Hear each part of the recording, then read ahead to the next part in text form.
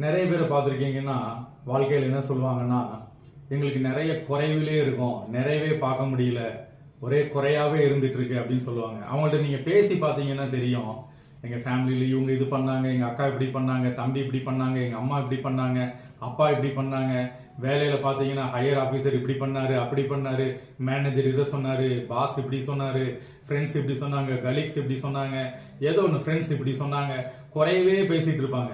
Spiritual ஆளுங்களையும் நீங்க எடுத்து பாருங்களேன், அதுவுமே என்ன என்ன நடக்கும் அப்படின்னா, பாஸ்டர் என்னைய மட்டும்தான் பேசுறாரு, என்னையவே தாக்கி தாக்கி பேசுறாரு, என்னையவே இப்படி சொல்றாரு, அவர் சொன்னது என்னையே தான், இப்படியே குறைய பேசிட்டு இருப்பாங்க. பாத்திருக்கீங்களா?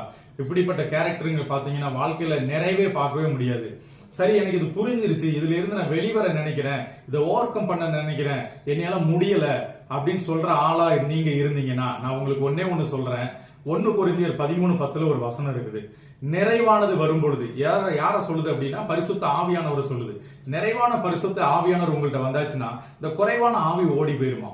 இன்னைக்கு நீங்க செய்ய வேண்டியது என்ன தெரியுமா? நிறைவான பரிசுத்த ஆவியானோட வழி நடத்துவதற்குள்ள உள்ள போயிடுங்க.